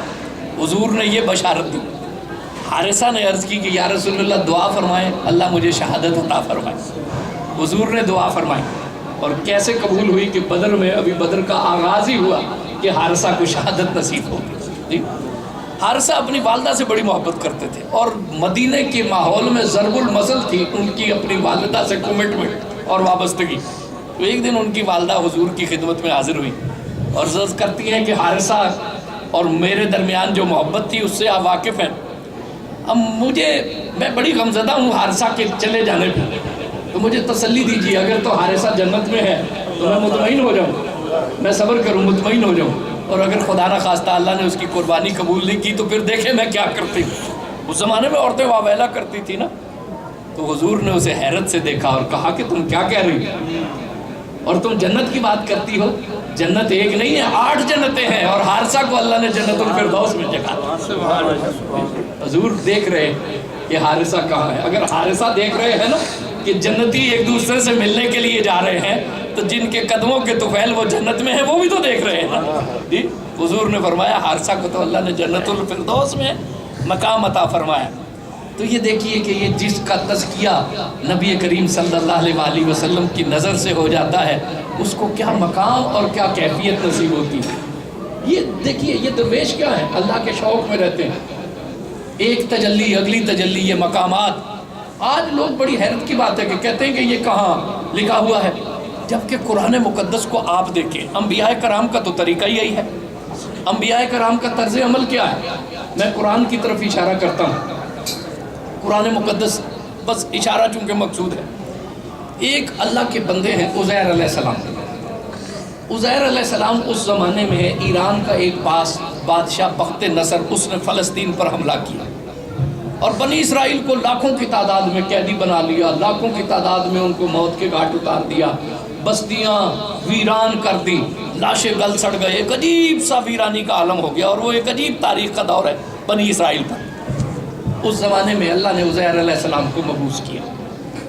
وہ ایک دن سفر کے لیے نکلے، گدھے پہ سوار تھے۔ عرب کے علاقوں کے گدھے خچر نما ہوتے ہیں سواری کے لیے، انہیں اونٹ کی جگہ استعمال کیا جاتا ہے، گھوڑے کی جگہ بھی استعمال کیا جاتا ہے۔ چلتے ہوئے اللہ صبح، سفر کا اس وقت رواج یہ تھا کہ اللہ صبح شروع کیا کہ دھوپ کی تمازت تیز شروع ہوئی، ٹھہر گئے، پھر شام کے سائے ڈلنے لگے تو پھر سفر شروع کیا۔ تو جب دن کی تمازت کے آثار ہوئے تو عزیر علیہ السلام سواری سے اتر آئے، گدھے کو ایک جگہ باندھ دیا، اپنا توشہ دان کھولنا شروع کیا کہ کچھ ناشتہ کر لیں اور پھر آرام کریں۔ اب توشہ دان کھولتے ہوئے سامنے نظر پڑ رہی، بعض مفسرین نے تو یہاں تک لکھا کہ اس میں انگور کا جوس تھا اور تازہ انجیر تھے، لیکن اگر اس تفصیل میں نہ بھی جائیں کہ کھانے کی چیزیں تھیں، تو توشہ دان کھولتے ہوئے سامنے نظر پڑی ایک بستی پہ جو ویران ہو گئی تھی، بہہ گئی تھی اور مسمار ہو چکی تھی، لاشیں گلے چھڑے تھے، دیواریں۔ تو وہ سوچ رہے ہیں کہ اللہ اس بستی کو دوبارہ آباد کرے گا اور دوبارہ چہل پہل اس ماحول میں شروع ہو جائے گی، اور پھر یہ لاشیں بھی ایک وقت آئے گا کہ بستی آباد نہیں ہو جائے گی، پھر ایک قیامت کا وقت آئے گا، یہ جو لاشیں گل سڑ گئی ہیں، بوسیدہ ہڈیاں ہیں، یہ بھی اللہ کے سامنے کھڑی ہو جائیں گی، یہ کیسے ہوگا؟ اب یہ کون سوچ رہا ہے؟ اللہ کا نبی۔ اور اللہ کا نبی جب سوچتا ہے تو وہ شک سے نہیں سوچتا، وہ شوق سے سوچتا ہے کہ یہ کیا ہوگا۔ اور ایسا ہوتا نہیں کہ جو اللہ سے سوال لے کر جستجو میں نکلے تو اللہ اسے جواب ضرور دیتا ہے۔ جی، ایک عجیب کرشمہ ہوا اللہ کی قدرت کا۔ فَأَمَاتَهُ اللَّهُ مِئَةَ عَامٍ۔ اب یہ قرآن کا اپنا واقعہ ہے، سورہ بقرہ میں اپنا واقعہ قرآن نے بیان کیا۔ جی فَأَمَاتَهُ اللَّهُ مِئَةَ، تیسرے پارے، فَأَمَاتَهُ اللَّهُ مِئَةَ عَامٍ، اللہ نے 100 سال کے لیے ان پہ موت طاری کر دی۔ 100 سال کے لیے ایک گہری نیند ہے، موت ہے، موت کا لفظ قرآن کا ہے، نیند بھی موت کی بہن ہوتی ہے نا، چھوٹی۔ بہرحال وہ 100 سال اسی جگہ لیٹے رہے، بارشیں بھی آئیں، آندیاں بھی آئیں، دھوپ تیز ہوئی، کبھی سردیاں تیز ہوئیں، زم و گرما کی حدت اور تمازت، 100 سال وہ لیٹے رہے۔ اب وہ 100 سال کے بعد اٹھتے ہیں، انہیں دوبارہ زندگی دی گئی، ان کے وجود کی روح جو کہ ان کے وجود میں ہے اس میں پھر تازگی آئی۔ وہ اٹھے، ادھر ادھر دیکھا کہ دن چڑھ رہا تھا تو میں لیٹا تھا، اب کچھ سائے ڈھلنے شروع ہو گئے، چلو پھر سواری کا اگلا جی، اور میں تو ناشتہ بھی میں نے نہیں کیا، میں تو اسی طرح ہی سو گیا، سفر کی تکان غالب آ گئی۔ اب اللہ کی طرف سے سوال ہوا کہ کم لبثتا۔ اب اللہ کا نبی ہے نا، اب اللہ کے نبی کے سوال جواب کے کیا طریقے ہیں اللہ نے وضاحت نہیں کی۔ اب ہمیں کیا پتہ، بہت سے نبی ہیں جن سے براہ راست کلام بھی ہوتا تھا، فرشتے نے آ کے سوال کیا، اللہ نے براہ راست کلام کیا، جو بھی صورت ہو۔ اب اللہ کی ذات پوچھ رہی ہے کہ کتنا عرصہ یہاں پہ رہے ہو۔ ادھر ادھر دیکھا تو فرماتے ہیں کہ یومن او بعد یومن، کہ میں دن ترجمہ کرے نا لفظی تو ہوتا ہے دن یا اس کا کچھ حصہ، لیکن جو او ہے یہاں پر وضاحت کے لیے ہے، ابہام کے لیے نہیں ہے۔ یہ ہے، اس کا ترجمہ کریں گے دن کا اکثر حصہ، چونکہ کچھ سورج طلوع ہو چکا تھا، کوئی دن جو ہے وہ ابھی باقی تھا، تو لبث تو یومن اور بعد یومن کا محاورے میں ترجمہ ہے کہ دن کا اکثر حصہ، دن کا اکثر حصہ میں یہاں پہ رہا ہوں۔ انہوں نے چونکہ آثار دیکھے کہ ناشتہ کرنے کے لیے بیٹھا تھا، اب شام ہو رہی ہے، پہلے سورج ادھر مشرق میں تھا، مغرب کی طرف ہے، تو فرمانے لگے کہ دن کا اکثر حصہ ہی میں سویا رہا ہوں۔ اللہ نے کیا فرمایا کہ بل لبثت مئۃ عام، یہ ایک دن کا اکثر حصہ نہیں ہے، آپ تو 100 سال یہاں پہ رہے، 100 سال رہے۔ اب بڑی توجہ سے یہ بات ساری سنیے گا۔ کہ یہ کیا راز قدرت کا یہاں پہ موجود ہے۔ اب دیکھیے کہ اللہ کی ذات کہہ رہی ہے 100 سال، اور واقعے میں ایسا ہی ہے، نبی کہہ رہا ہے کہ دن کا اکثر حصہ۔ اب نہ اللہ غلط بات کرتا ہے نہ نبی غلط بات کرتا ہے، نبی کی زبان سے خلاف واقعہ بات نکلتی نہیں ہے۔ نبی کی زبان سے اگر خلاف واقعہ بات نکل جائے تو پورا نظام ہی بدل جائے۔ وما ينطق عن الهوى ان هو الا وحی یوحی، نبی کی زبان سے کبھی خلاف واقعہ بات نکلتی نہیں۔ تو کیا یہ دونوں باتیں صحیح ہیں؟ یہی اللہ نے اس قصے میں ہمیں بتایا ہے کہ دونوں باتیں صحیح ہیں، دونوں باتیں بیک وقت صحیح ہیں۔ اور اس کی دلیل عزیر علیہ السلام کو کہا گیا کہ صحیح کہہ رہے ہیں، آپ بھی صحیح کہہ رہے ہیں، آپ کی بات بھی درست ہے، لیکن زمانہ جو ہے وہ تو 100 سال آگے جا چکا ہے۔ کیسے؟ حضرت عزیر علیہ السلام کو اللہ نے باور یہ کرایا کہ اللہ ہر چیز پہ قادر ہے، وہ ایک ہی وقت کو ایک وجود کے لیے ٹھہرا لیتا ہے اور دوسروں کے لیے پھیلا دیتا ہے۔ یہی قدرت کا راز بندے کو دکھایا گیا کہ ایک وقت کے اندر 2 وقت چل رہے ہیں۔ عشق کی تقویم میں عصر رواں کے سوا اور زمانے بھی ہیں جن کا نہیں کوئی نام۔ اے عزیر تمہارے لیے وقت ٹھہرا ہوا تھا لیکن زمانے کے لیے 100 سال کا تھا۔ اب دلیل تمہیں دکھاتا ہوں۔ اللہ نے کہا کہ دلیل تمہارے سامنے ہے۔ انظر الی طعامک و شرابک لم یتسنہ، اپنے کھانے کو دیکھو، اپنے جوس کو دیکھو، انجیر کے پھلوں کو دیکھو، یہ انگور کو دیکھو، یہی اگر چیزیں ہوں تو یہ تو زیادہ دیر تو فریج میں بھی نہیں رہتی، خراب ہو جانے والی چیزیں ہیں نا، لیکن 100 سال گزر گئے ہیں، وہ تر و تازہ ہیں۔ اس لیے کہ وقت کا جو تعلق عزیر کے ساتھ تھا، وقت کا وہی تعلق توشہ دان کے ساتھ تھا۔ جس وقت کے ساتھ تم منسلک تھے نا، اسی وقت سے تمہارا کھانا منسلک تھا۔ لیکن گدھے کو دیکھو، انظر الی حمارے کا، اپنے گدھے کو دیکھو، گدھے کی طرف نظر کی تو مر ہی نہیں گیا تھا، وہ سیدھا سی ہڈیاں، بس ایک لکیر سی تھی، محسوس ہوتا تھا کہ گدھا 100 سال بندہ رہے تو مر گیا ہوگا، مہینے کے بعد کتنے دن وہ زندہ رہا ہوگا کھائے پیے بغیر، رسی توڑا نہیں سکا، مر گیا۔ اور پھر اس کے بعد ہڈیاں بوسیدہ ہو گئیں، گل سڑ گیا لاشا، بس ایک لکیر سی ہے کہ یہاں پہ گدھا تھا۔ اب آپ یہ دیکھیے کہ 100 سال گزرے، غور کیجئے گا کہ 100 سال گزرے، نبی کا وجود اسی طرح تر و تازہ، اور گدھا مر گیا اور مٹی میں مل گیا۔ یہ گدھے مر کے مٹی میں مل جاتے ہیں، نبی مر کے مٹی میں نہیں۔ شاید کہ اتر جائے تیرے دل میں، گدھے مر کے مٹی میں مل جاتے ہیں، نبی مر کے مٹی میں نہیں ملتے۔ 100 سال کے بعد بھی نبی اسی طرح تر و تازہ ہے، اور کہہ رہا ہے کہ دن کا اکثر حصہ گزرا ہے۔ اللہ نے کہا بالکل ٹھیک ہے، دن کا اکثر حصہ ہی گزرا ہے، لیکن تمہارے لیے، گدھوں کے لیے دن کا اکثر حصہ نہیں گزرا، ان کے لیے تو 100 سال گزر گئے، زمانے کے لیے 100 سال گزر گئے۔ ایک ہی زمانہ ہے جس میں 2 دھارے چل رہے ہیں۔ یہ قدرت اللہ نے کس کو دکھائی؟ عزیر علیہ السلام کو دکھائی۔ پھر اللہ نے کہا کہ ایک پھر اور نشانی دکھاؤں نا۔ اگلا سوال تھا، ایک تو سوال تھا نا کہ چیزیں کیسے جو ہے وہ زمان کا دھارا گزرتا ہے، دوسرا سوال تھا کہ موت سے کیسے چیزیں زندہ ہو جاتی ہیں۔ اللہ نے حکم دیا اور وہ گدھا زندہ ہو گیا۔ ٹھیک، نسبت کہاں ہو نا، نبی کا گدھا تھا نا، 100 سال بعد بھی نسبت کام آ جاتی ہے، تو وہ گدھا زندہ ہو گیا۔ جب عزیر علیہ السلام نے دیکھا تو انہوں نے کہا عالم ان اللہ علی کل شیء قدیر، میں جان گیا ہوں کہ میرا اللہ ہر چیز پر قادر ہے۔ ابراہیم علیہ السلام اللہ کے مبارک بندے ہیں، ایک دن کسی کیفیت میں تھے، اللہ سے عرض کرتے ہیں رب ارنی کیف تحیی الموتیٰ، اے اللہ تو مجھے دکھا کہ مردے زندہ کیسے کرے گا۔ اب یہ سوال کس کا ہے؟ ابراہیم علیہ السلام کا نا۔ اللہ نے پوچھا اولم تؤمن، اے ابراہیم کیا تمہیں یقین نہیں ہے کہ اللہ مردے زندہ کر دے گا؟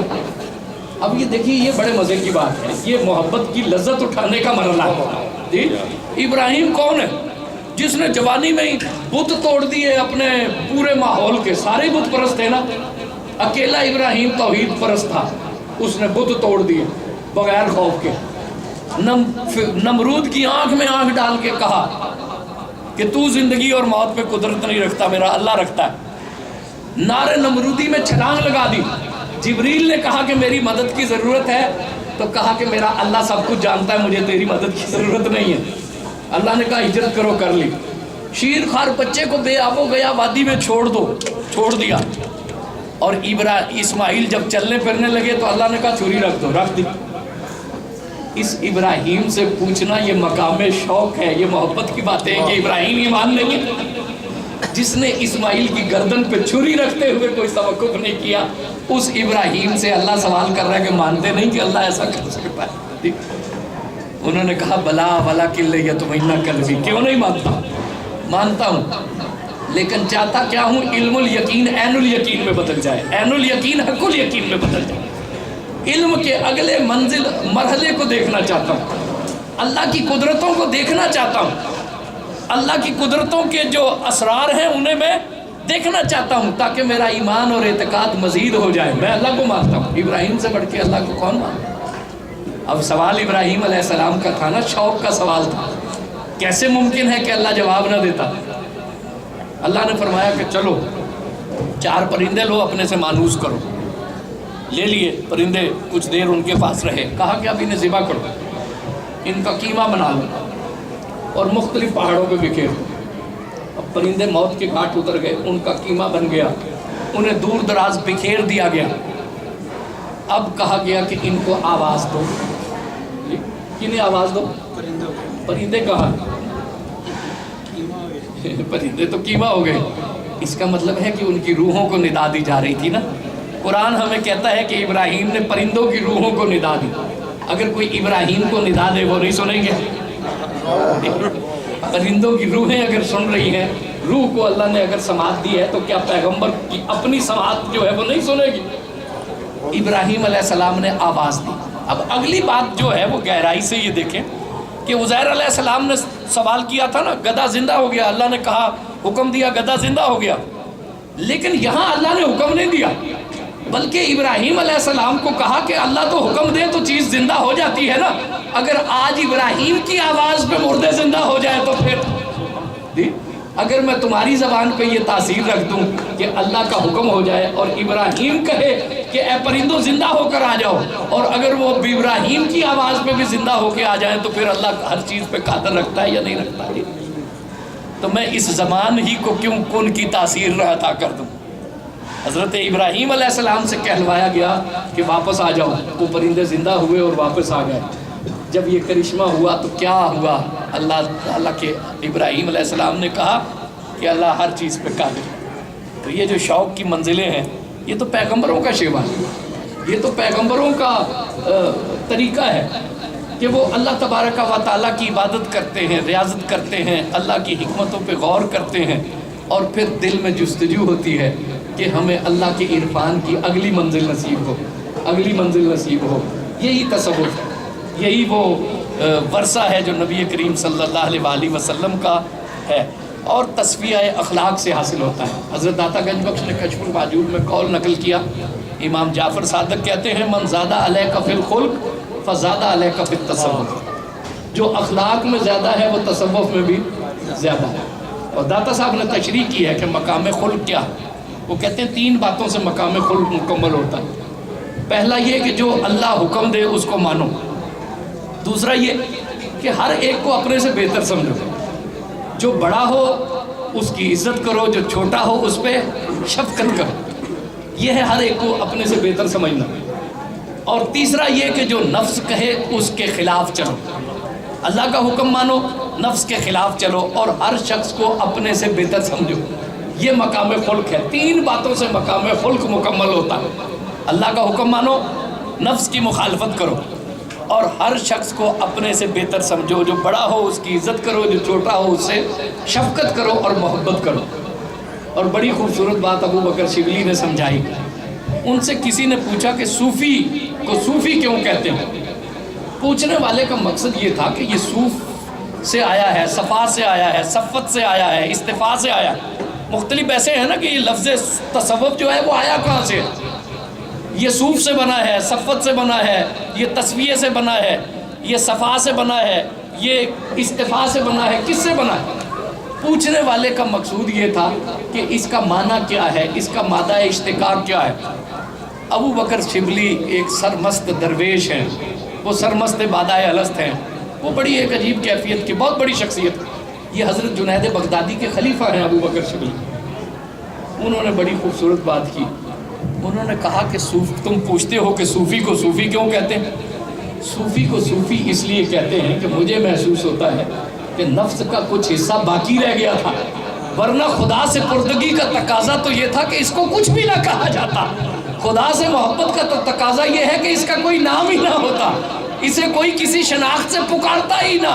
محسوس یہ ہوتا ہے کہ اس میں ابھی کچھ مہ باقی رہ گئی ہے تو اس کا نام پڑ گیا ہے، ورنہ چاہیے تو یہ تھا کہ صوفی کا کوئی نام ہوتا ہے. صوفی کو نام سے کیا سروکار ہے؟ صوفی کو نام سے کیا سروکار ہے؟ تو یہ ایک رسول اللہ صلی اللہ علیہ وسلم کا ورثہ ہے. حضور نے فرمایا تھا ایو عبد عبد منی، مجھ سے بڑھ کر اللہ کی بارگاہ میں عاجزی کرنے والا کون ہے؟ اخلاق کا تصفیہ کرنا اور باطن کو صاف کرنا، یہ تصوف ہے. اللہ ہمیں عمل کی توفیق دے. زمانے میں ان ٹرموں کی ضرورت نہیں ہے، صوفی یا کچھ بھی نہیں، لیکن اصحاب صوفہ تھے وہ کیا تھے؟ اصحاب صوفہ نبی کریم صلی اللہ علیہ وسلم کے زمانے میں نہیں تھے. نہیں، میں تو کر رہا ہوں اصحاب غار. دیکھیں اس کا یہ مطلب نہیں ہے. اصحاب صوفہ ایک چبوترا تھا، اس پہ رہنے والے لوگ تھے. قبیلوں کے نام بھی تو تھے نا، کہ یہ انصاری ہیں، یہ مہاجر ہیں. مہاجر اور انصاری کی تو ٹرمینالوجی تھی نا. میں علوم کے حوالے سے کہہ رہا ہوں. اصحاب صوفہ ان کو اس لیے کہتے تھے کہ وہ ایک صوفہ پہ سکونت پذیر تھی، صوفہ پہ وہ رہتے تھے. اور کچھ نے تو یہ کہا ہے کہ یہ جو اصحاب صوفہ کا تسلسل ہی جو ہے یہ تصوف ہے، کہ وہ بھی دنیا کو چھوڑ کر جو ہے وہ ایک جگہ رہتے تھے، تعلیم حاصل کرنے کے لیے رہتے تھے. تو وہ جو اصحاب صوفہ تھے وہ صوفہ کی شناخت کی وجہ سے اصحاب صوفہ کہلاتے تھے نا، کہ اس مقام پہ وہ رہتے تھے. وہ علیحدہ اپنی سپائشلائزیشن پر تو نہیں تھے، علوم کے حوالے سے تو ان کی تقسیم نہیں تھی. انہی میں سے بعض بعد میں مفسر ہوئے، بعض محدث ہوئے. جی یہ میرا پوائنٹ ہے کہ اس میں انہوں نے عبداللہ بن عمر اپنا گھر چھوڑ کے وہ بھی وہاں آگے وہیں رہتے تھے، وہیں رہتے تھے. بڑے بڑے جو مفسر ہیں جنہوں نے قرآن پاک، حضرت ابو ہریرہ جو تھے وہ وہاں رہتے تھے. ہاں، اصحاب صوفہ انہیں اس لیے کہتے تھے کہ وہ صحابہ کرام ایسے تھے جو کہ تجارت وغیرہ میں مشغول نہیں ہوتے تھے، کھیتی باڑی میں مشغول نہیں ہوتے تھے، بلکہ وہ تعلیم کے لیے نبی کریم صلی اللہ علیہ وسلم کے پاس رہتے تھے. اور ایک صوفہ اس چبوترے پہ، وہ چبوترا آج بھی اللہ ہمیں اس کی برکتیں جو ہے وہ قیامت تک. تو وہ کوئی علم کے حوالے سے سپیسیفیکیشن نہیں تھی، ایک جگہ کے حوالے سے سپیسیفیکیشن تھی.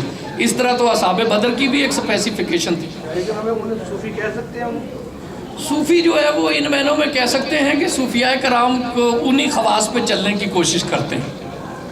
ویسے تو یہ دیکھیں نا صوفیاء کرام کا ایک، اب چونکہ وقت اتنا نہیں ہوتا کہ ہر چیز کو رکھیں.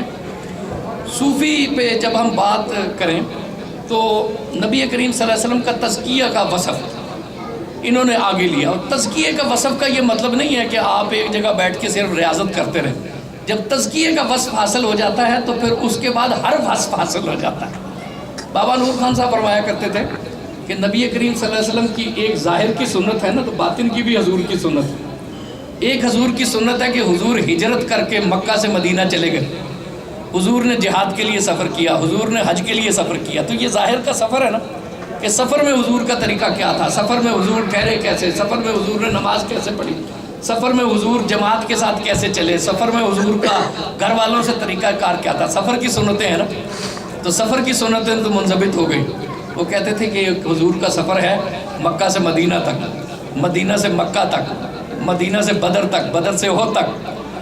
لیکن ایک سفر جو ہے وہ حضور کا مکہ سے کعبہ قوسین تک بھی ہے. جی کعبہ قوسین تک بھی ہے. فقیہ جو ہے وہ ظاہر کے سفر کو منضبط کرتا ہے، صوفی باطن کے سفر کو بھی دیکھتا ہے. یہ بھی حضور کا ہی سفر ہے. وہ فرماتے تھے کہ دستار پہنا حضور کی سنت ہے نا، اس دستار پہ پتھر کھانا بھی حضور کی سنت ہے. تو صوفی وہ ہوتے ہیں جو ظاہر میں بھی اور باطن میں بھی حضور کے اوصاف کا احسا کرتے ہیں. شاہ صاحب مجھے گھڑی دکھا رہے ہیں 5:30 بجے تک کا ہمارا ان سے وعدہ تھا. تو اور بھی کوئی بات ہے تو وہ جاری رکھیں، اور ساتھ کوئی شاہ صاحب کی خدمات بھی حاصل کریں کہ وہ. دوسرا یہ سوال ہے کہ وہ کھانے کے ٹیبل پہ کر لیں گے، کیونکہ ابھی جی کھانے کے ٹیبل پہ جانا بھی ہے لوگ جانا ہے کچھ अभी हम आप टाइम देते हैं उधर क्योंकि ये उन्होंने देना जनाब है। आप सवाल सवाल के साथ मैं क्योंकि उन्होंने ये शादी है यहाँ पर उन्हें हमें दिया एंड इसलिए हमने उनको टाइम से ये दे दिया ठीक है वहाँ पे तो आप वो क्वेश्चन कर लें। नहीं, ठीक कह रहा व्हाट्सएप सही कह रहे हैं। असल में अब्दुल जब्बार साहब थोड़े से लेट आए हैं, इस सवाल का जवाब मैं पहले पहले बयान कर